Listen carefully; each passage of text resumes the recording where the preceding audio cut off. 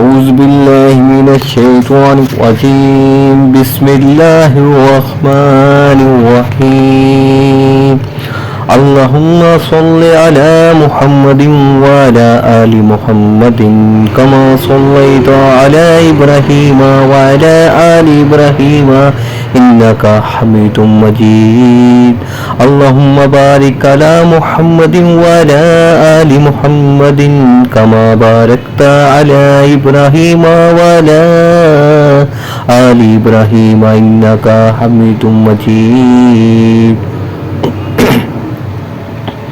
اللہ تعالیٰ قرآن پاک کی سورۃ نمبر 5 سورۃ مائدہ کی آیات نمبر 81 تا 83 میں ارشاد فرماتے ہیں. تلاوت ہے.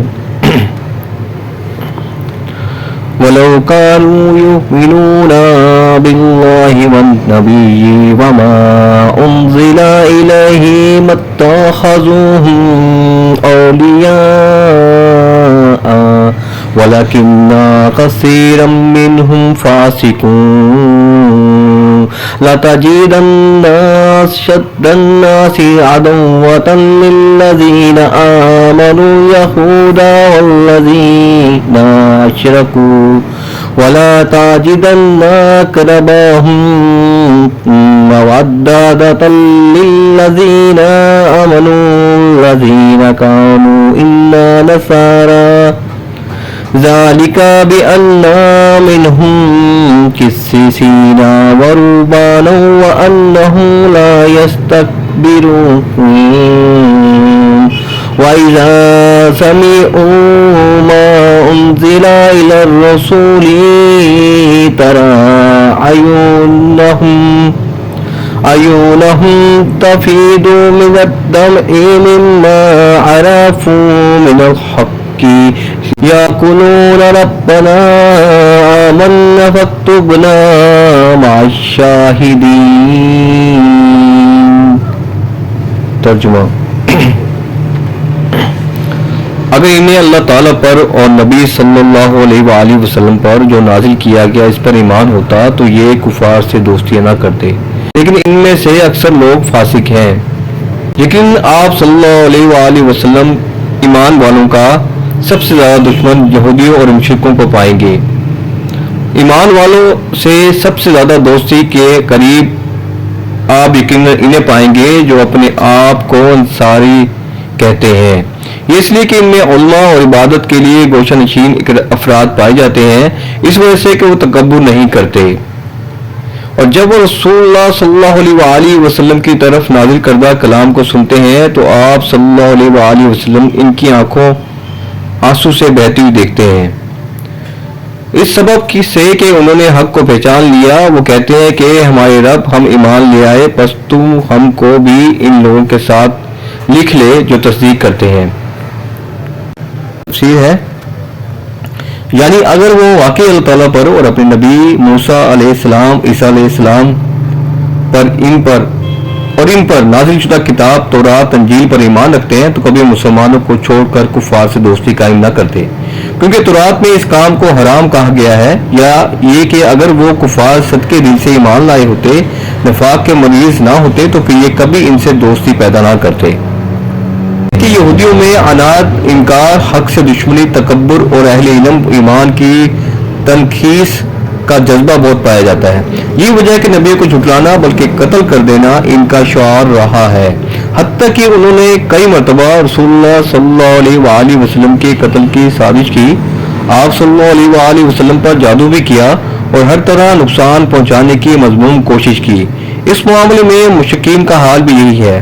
یہ واقعی ایک حقیقت ہے جس کا اس زمانے میں بھی مشاہدہ کیا جا سکتا ہے.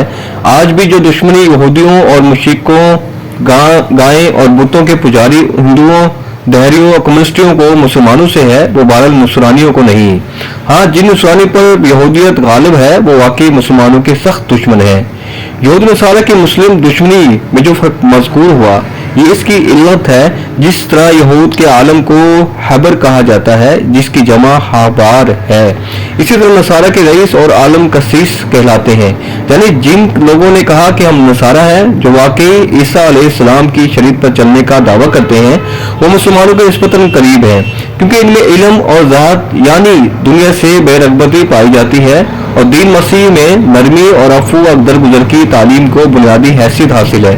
پھر علم علماء عبادت گزار اور زاہد لوگ بھی ہوتے ہیں جو تواضع اختیار کرتے ہیں، یہودیوں کی طرح کبر و غرور میں مبتلا نہیں ہوتے۔ نصرانیوں میں رہبانیت دنیا سے کنارہ کشی کی بدعت رائج تھی۔ اللہ تعالیٰ نے فرما دیا، اور دنیا سے کنارہ کشی تو انہوں نے خود ہی ایجاد کر لی، ہم نے اسے ان پر نہیں لکھا تھا۔ رہبانیت بے شک یہودیوں کی دنیا پرستی اور سخت دلی کے مقابلے میں قابل تعریف تھی، مگر اس سے ثابت نہیں ہوتا کہ رہبانیت ہر لحاظ سے قابل تعریف اور اچھی چیز ہے۔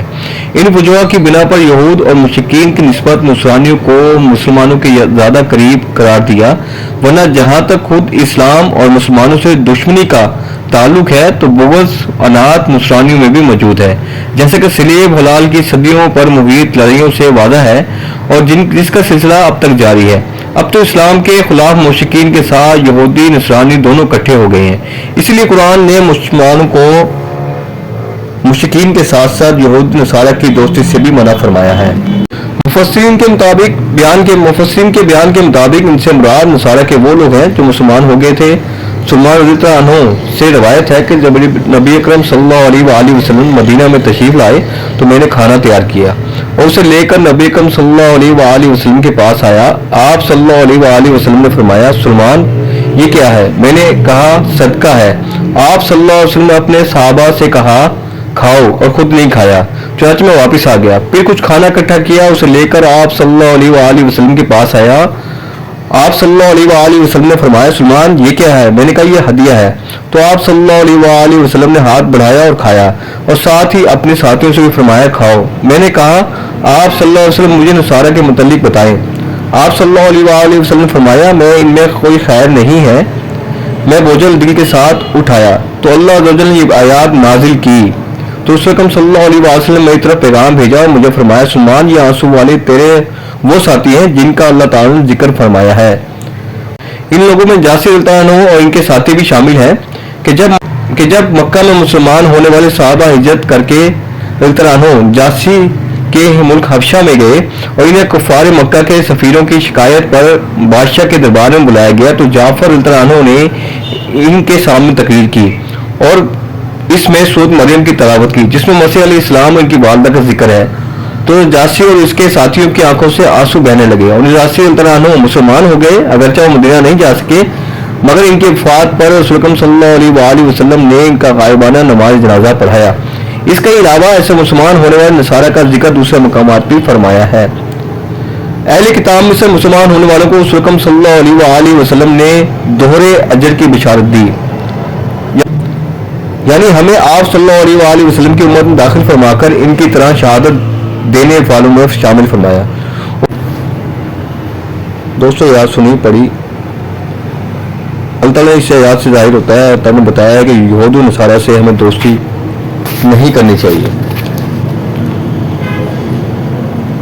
نصرانی کے بارے میں بتایا، ہاں وہ نصرانی جو اپنے دین ایمان کتاب پر ایمان رکھتے ہیں اور اس پر عمل بھی کرتے ہیں، ان سے دوستی کرنا جائز ہے، ورنہ یہودیوں سے اللہ نے دوستی کرنے سے بالکل منع فرمایا ہے۔